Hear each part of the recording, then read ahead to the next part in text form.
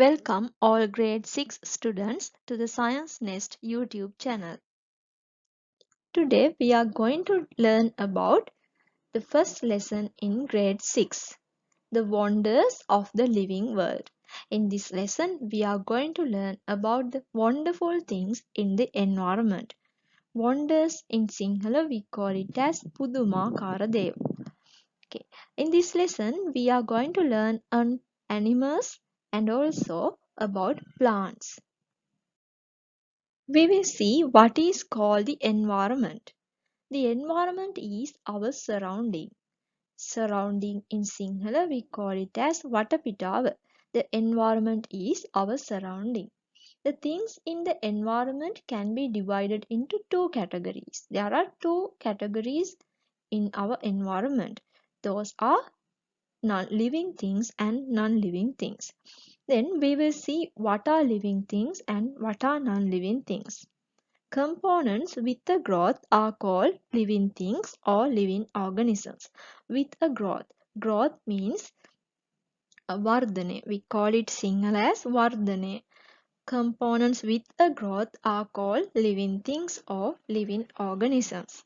The components without a growth, that means they cannot grow. We call them as non-living organisms. We will see what are the examples for living things and non-living things.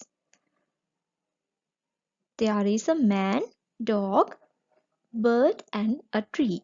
Those things can grow day by day. So we consider these things as living things. Then we will see what are the examples for non-living things. A glass of water, bicycle, stone, books and a pen. Those can't grow day by day. So we consider them as non-living things. Living things again can be divided into three categories. There are three categories of living things. They are animals, plants and microorganisms. They are animals, plants and microorganisms. Now we will see what are plants. This is coconut tree, this is jack tree, this is bamboo tree and this is papaw tree. Those are the examples for plants. Then we will see who are animals. This is deer, this is parrot, this is fish, this is butterfly. Those are the examples for animals. You know what are plants and who are animals. Now we are going to take an idea about microorganisms. It's a new word for you, microorganisms. Organisms that cannot be observed with the naked eye are called microorganisms. Microorganisms. Organisms that cannot be observed with the naked eye. Naked eye means without wearing spectacles or without using any equipment. Naked eye. නිකම්ම ඇස් දෙකෙන් බලනකොට අපි naked eye කියලා කියනවා. Then we cannot observe microorganisms with the naked eye.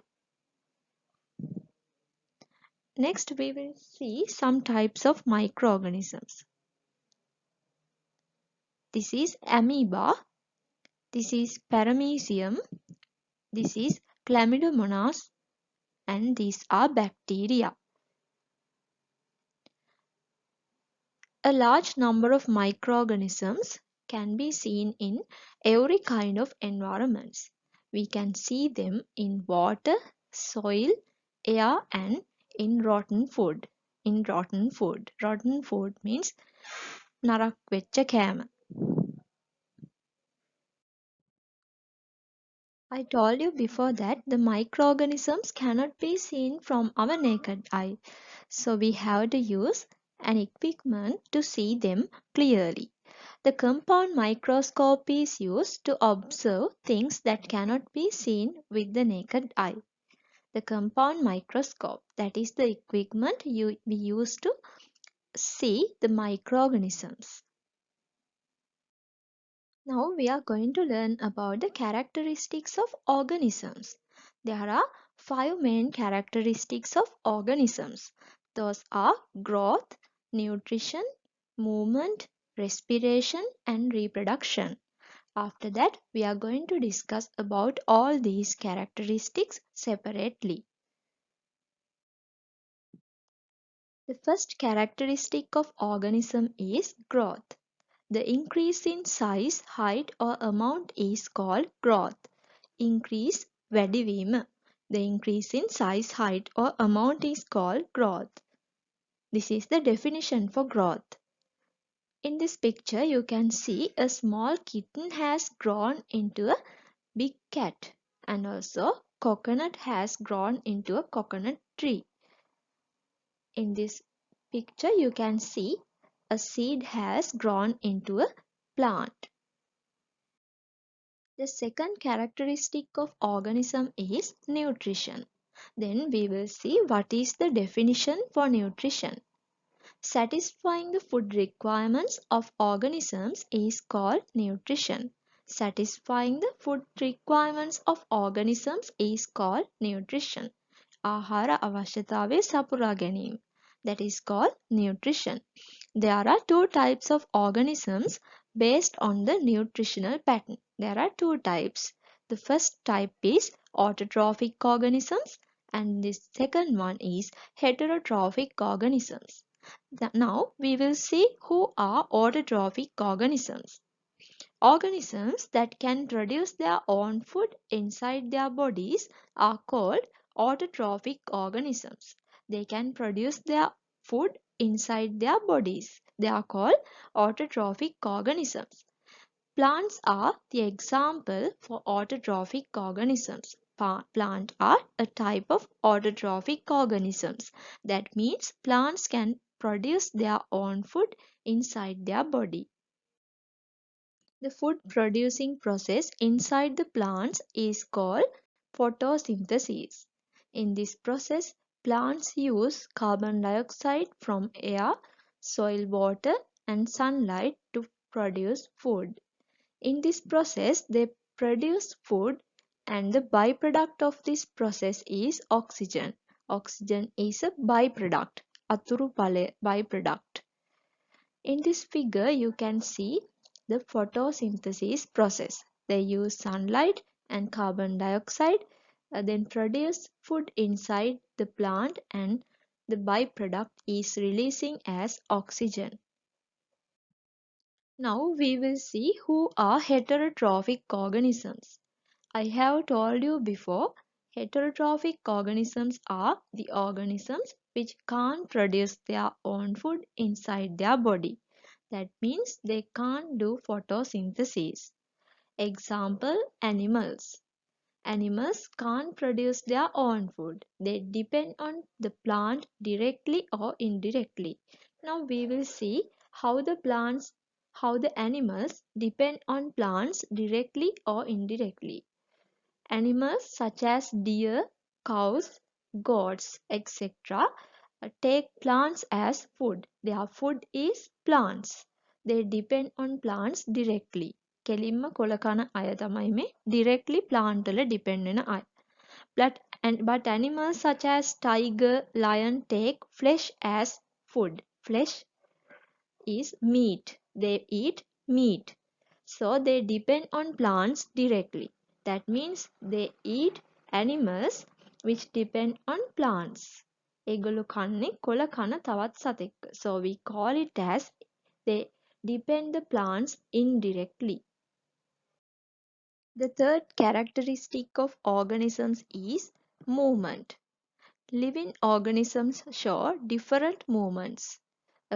Apart from movements, some animals can move from place to place. Some animals can move place to place. Animals moving from one place to another place is called locomotion. This is the definition for locomotion. There are special appendages for animals for locomotion. Appendages, upang, body parts is called appendages. We will see what are the appendages for locomotion for some animals. Humans walk by legs. Fish swim by fins. Birds fly by wings. Snakes creep by scales. Horse run by legs. Those are the appendages for their locomotion. There are some animals they cannot locomote but they show different types of movements. Examples are coral polyp and sea anemone. This is a figure of sea anemone and this is a figure of coral polyp.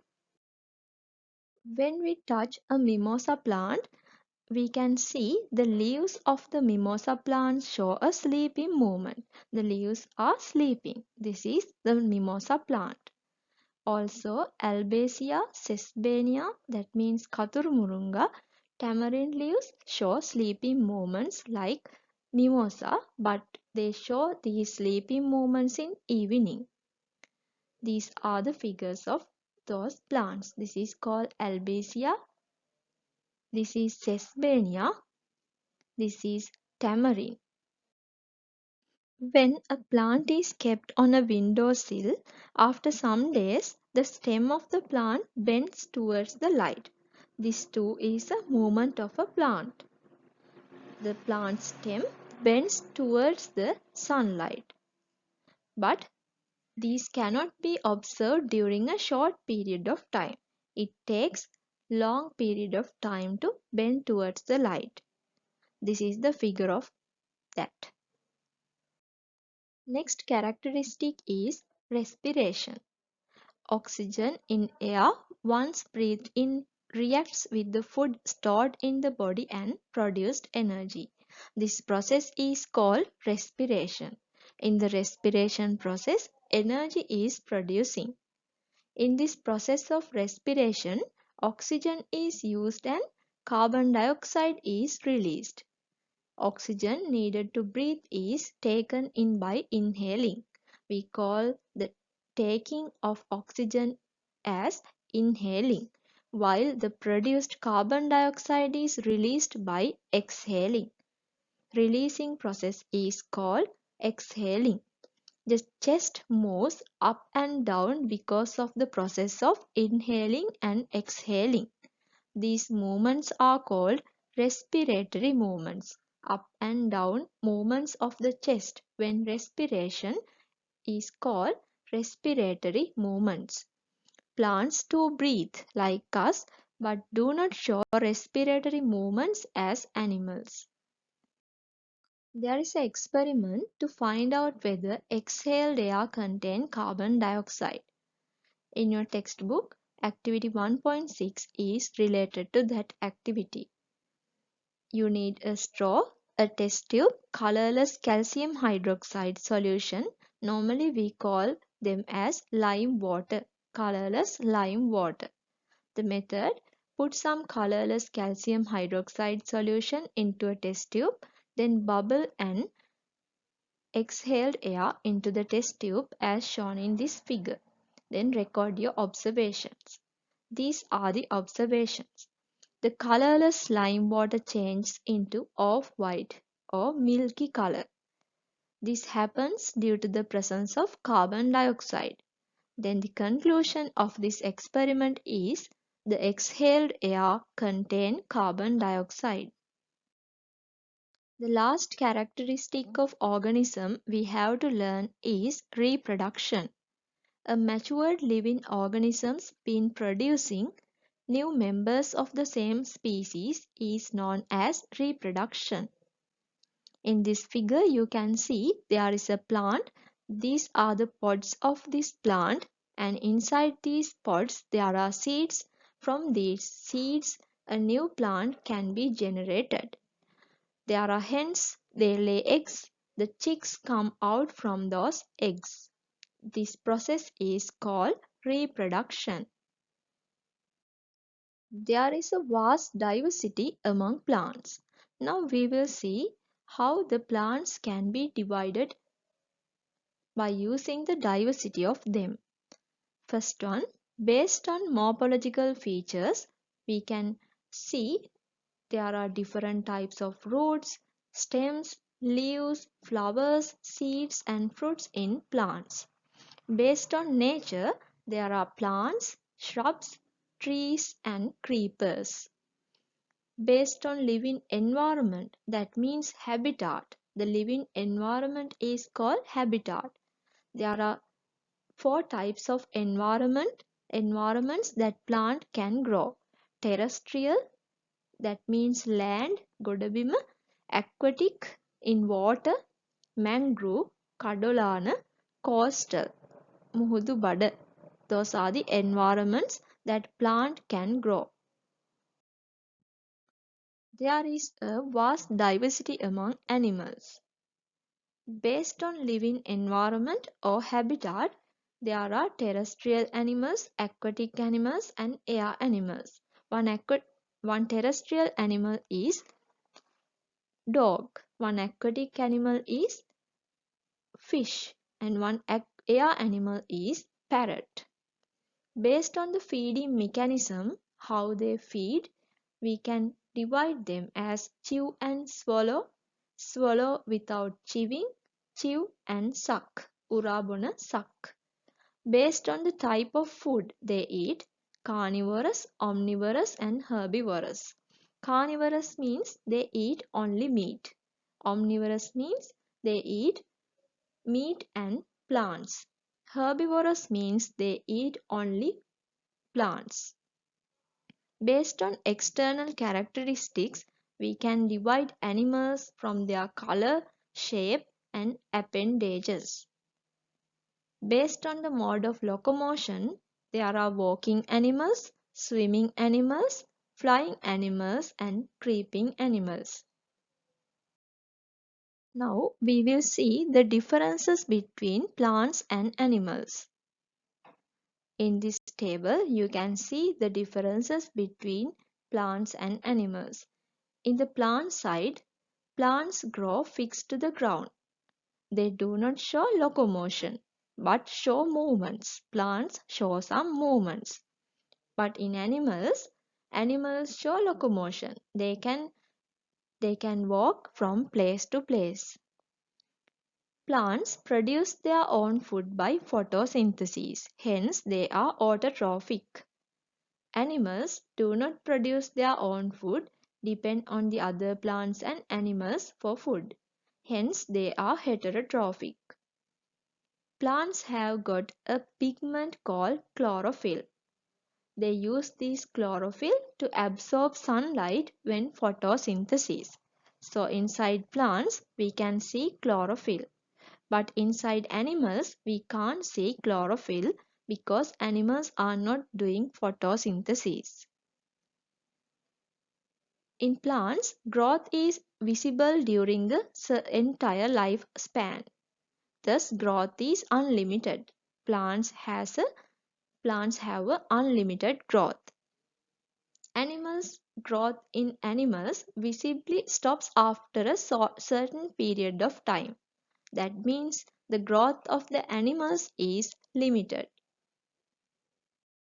Then we will move to discuss about dichotomous keys. Categorization of organisms using the presence or absence of a characteristic feature is known as dichotomous key. This is the definition for dichotomous key. It is more suitable to use features that can be easily observed. When we make a dichotomous key, we have to use features that can be easily observed. Always we use external features to make a dichotomous key. This is an example for dichotomous key of animals. There are parrots, earthworm, dog, centipede, deer and crow. We can divide all these animals into two groups as with four legs and without four legs.